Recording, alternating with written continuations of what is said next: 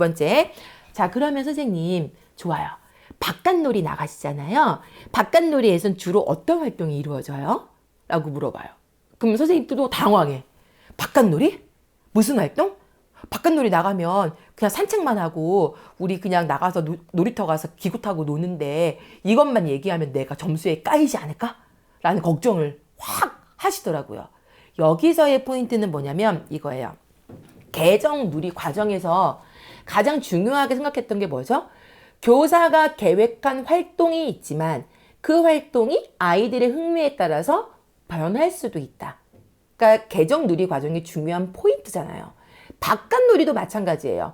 선생님이 바깥 놀이터에서 모래밭에서 성 구성하기 이런 걸 계획을 했다고 쳐. 그런데 이거를 안 할 수도 있잖아요, 아이들이. 그쵸? 자, 그래서 이럴 때 어떻게 대답을 하냐면 교사가 계획한 활동을 하기도 하고 유아들 스스로 다른 것에 흥미를 찾아서 원하는 놀이도 이루어집니다. 라고 두 가지를 이야기해 주시면 좋아요. 교사가 준비한 활동은 일지를 통해서 보면 되는 거고 그 관찰자 가고 나서 아이가 그 교사가 준비한 활동 이외에 흥미를 가져서 어떤 것들을 했다라고 하는 거는 다시 정리를 해서 기록을 하면 되잖아요. 그렇게 접근을 하시고 또 조금 더 구체적인 자랑을 하고 싶다면 저희는 아이들이 식물을 좋아하는 편이라서 아까 제가 앞에 얘기했죠. 저희 반에 과학 영역에 식물 도감이 있어요. 또는 곤충 도감이나 뭐 여러 가지 도감들이 있어요. 그런 도감들을 들고 나가서 자연에서 그런 것들을 살펴보기도 하고 또 뭐예요? 그런 것들을 채취해서 교실에 가지고 들어와서 과학 영역과 과학 활동과 연계시키기도 합니다. 라고 하면 베스트예요. 끝. 더 이상 없어. 그럼 거기다 대고 꼬치꼬치 묻는 거는 아닌 거죠. 지표상이 없는 걸 묻는 건 아닌 거예요. 자, 그러면 또 이제 이렇게 물어볼 수 있어. 오케이, 좋아. 바깥놀이 너는 그렇게 잘해? 그럼 바깥놀이에서 자연을 직접 경험하는 활동으로 어떤 게 이루어지죠, 선생님? 이라고 물어요. 아니, 뭐 도감도 보고 다 한다며. 근데 알겠어. 알겠고, 그러니까 직접 어떤 활동이 이루어지냐고요. 이렇게 물어볼 수도 있다고요. 그쵸? 자, 그렇다면 여기서 포인트는 뭐예요? 바깥놀이, 자연, 직접 활동. 요거 세 개잖아요. 그래서 자연을 직접 경험할 수 있게요. 저희는 꽃도 심고요. 씨도 뿌려보고요. 풀도 뽑아보고요. 바람개비 아까 제가 얘기한 거 관찰해 보기도 하고요. 아이들이 교실에서 놀이하던 자료를 가지고 나와서 어떤 성을 쌓는다든지 이런 것들을 하기도 해요. 그래서 아이들이 놀이 과정에서 자연스럽게 실외로 이게 연계가 되면서 바깥놀이에서 자연을 경험할 수 있는 여러 가지 활동들을 저희는 이렇게 지원하고 있습니다. 라고 얘기하면 끝! 더 이상 할 얘기가 없어. 더 뭐 할 얘기 있어요? 없잖아요. 그쵸? 시험을 잘 보려면 뭐를 잘 알아야 돼요? 문제만 잘 읽으면 시험에 대한 답이 나와요. 주관식 빼고. 수학 주관식은 무조건 -1, 0 아니면 2. 그 제가 그날 -1을 쓰느냐, 0을 쓰느냐, 그냥 1을 쓰느냐에 따라서 운빨의 수학 주관식은 이게 정리가 되더라고요. 근데 그런 게 아니라면 문제에 다 답이 있어요. 공통이 있어요. 2-3-4. 이거는 원장님 플러스 교사 공통이에요. 자, 영유아가 왔어. 신입이야. 신입 영유아 적응 과정을 어떤 방법으로 얼마 동안 운영하시죠? 라고 물어봐요. 자, 그러면 여기서의 포인트는 뭐예요? 신입 영유아 얼마나 어떻게 잖아요. 여기서 얼마나는 하우머치가 아닌 거죠? 그쵸? 뭐냐? 기간이니까 타임인가요? time 자신 있게 말씀하겠습니다. time 자, 어쨌든 어떻게 이걸 하고 있나요? 그럼 되게 간단해. 평균적으로 저희는 5일에서 7일 정도 진행을 하고 있습니다. 왜? 얼마큼이냐고 물었잖아. 그러니까 5일에서 7일 동안 저희는 신입 영유아 적응 과정을 하고 있는데 어떤 방법이냐고 물었잖아요. 그치? 어떻게 진행을 하고 있냐고. 일괄적으로 진행하기보다는 새로 들어온 친구들의 기질이나 어떠한 습관이나 성격 등을 부모님과 미리 상의해서 파악한 후에 가정에서도 협조를 해서 같이 빨리 적응할 수 있는 방법을 찾아서 단계적으로 단축 보육을 시작하면서 적응을 시키고 있습니다. 라고 얘기를 하면 돼요. 왜 단계적으로 이거를 하느냐. 신입 영유아가 보통 오면 12시간 내내 있지 않아요. 한 두세 시간? 뭐 심지어 심한 경우 30분, 1시간? 이렇게 있다 그냥 가잖아요. 적응.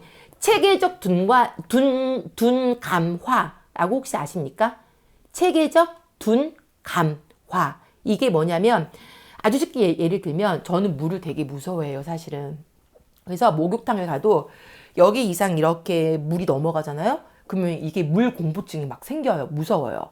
근데 나는 수영을 배워야 되겠어. 어떻게든 생존 수영을 배우고는 싶어. 이랬을 때 어떻게 하느냐? 체계적 둔감화 기법을 써요. 처음엔 그 대야에다가 발만 담그게 하는 거지. 그쵸? 이제 발 담그는 게 익숙해졌어. 그러면 이제 어디까지와? 무릎까지 이제 물을 담가보게 하는 거예요. 그 무릎에까지 넣어서 막 놀아. 무릎까지는 좀 괜찮네? 뭐, 너 이제 두렵지 않네? 오케이, 좋아. 그럼 배꼽까지 이제 물을 오게 하는 거죠. 예를 들면, 배꼽까지 왔는데도 뭐 불안하지 않아. 뭐 괜찮네. 시간은 걸리겠지만, 괜찮네. 자, 배꼽도 괜찮다면 이제는 어디까지 와요? 가슴. 그 다음에 어디까지? 목까지. 그 다음에 진짜 풍덩. 제가 입수할 수 있겠죠. 이게 체계적 둔감화예요. 조금씩 하면서 그거에 대해서 어떤 두려움이나 어떤 것들을 조금씩 이렇게 없애주는 거, 둔감시키는 거. 그래서 우리 신입 영유아 적응 과정도 단계적으로 보육을 한다는 의미가 바로 그 의미예요. 체계적 둔감화. 그래서 적응할 수 있게.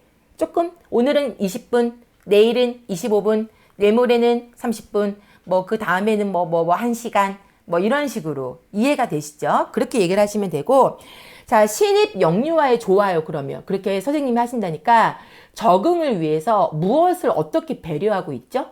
라고 물어볼 수 있어요. 여기서의 키포인트는 뭐예요? 신입 영유아 배려. 어떻게 배려를 하고 있느냐? 알았다. 니네가 5일부터 7일까지 그렇게 하는 거 알겠고, 뭐 부모님하고 얘기해서 협조하는 거 알겠고, 뭐 이렇게 단계적으로 하는 건 알겠어. 근데 그런 거를 위해서 너는 교사로서 너는, 저도 마찬가지겠지만 교사로서 무엇을 어떻게 배려해? 신입 영유아를? 이라고 물어볼 수가 있겠죠. 이럴 때는 이렇게 얘기하면 돼요. 자, 기관에 낯설어 할 수밖에 없어요. 신입 영유아는. 그래서 그 낯설어 하는 마음을 배려해서 교사가 조금 더 친근감 있게 다가서고 있습니다. 딱 원이 왔는데 뻘쭘해. 애 이렇게 혼자 이렇게 앉아있어. 선생님이 봤는데 뼈리야 왔니? 오늘 저쪽 가면 재밌는 장난감 많이 있으니까 놀이감 많이 있으니까 가서 놀아 하고 내일을 하는 게 아니라는 거죠. 재원생은 모르겠으나 신입 같은 경우에는 왔어. 혼자 뻘쭘스럽게 이렇게 앉아있어. 그러면 어떻게 해요? 교사가 그 마음을 이해하라는 얘기예요. 그래서 그 아이에게 친근감을 보이면서 선생님이랑 같이 놀이할까? 아니면 우리 정연이는, 우리 뼈리는 뭐 좋아해? 이렇게 하면서 교실을 뭐 한 바퀴 이렇게 삥 돌 수도 있는 거고, 그쵸? 가위바위보 놀이를 할 수도 있고 같이 노래를 부를 수도 있어요. 그러한 마음을 배려해서 교사가 친근하게 다가가고 플러스 뭐야? 텃세들이 있을 거 아니야, 분명히. 텃세. 이런 표현 좀 웃기긴 하지만 나 여기 먼저 왔거든? 내가 너보다 더 잘 알거든? 막 이렇게 하는 기존 재원생들이 분명히 있을 거란 말이에요. 그렇잖아요. 그러면 기존 재원생들은 새로운 친구 분명히 환영하고 좋아하겠지. 하지만 새로운 친구들이 기존 재원생과 함께 금방 어울려서 노는 거는 쉽지 않아요. 그러다 보니 기존 재원생에게도 새로 온 친구에 대한 좋은 점과 뭐 같이 함께 할 수 있는 점을 교사가 꾸준히 이야기해 줘서 빠른 시간 안에 신입 영유아와 재원 영유아가 친해질 수 있는 기회를 만들고 있어요. 그게 배려라는 거죠. 이해가 되시죠? 예. 내가 먼저 왔거든? 안 껴줄 거거든? 이랬을 때 재원 영유아 딴 친구 같은 경우 선생님 뼈리가 저랑 놀기 싫대요 뭐 이렇게 하는 표현을 하지만 신입 영유아는 표현 못해요. 그럼 집에 가서 뭐라고 말하겠어요? 친구가 없어. 안 놀아줘. 혼자 있죠. 이렇게 얘기하면 엄마가 어떻게 하겠어요? 당장 전화 오고 난리가 나겠죠. 그래서 이런 부분들을 배려를 해야 합니다.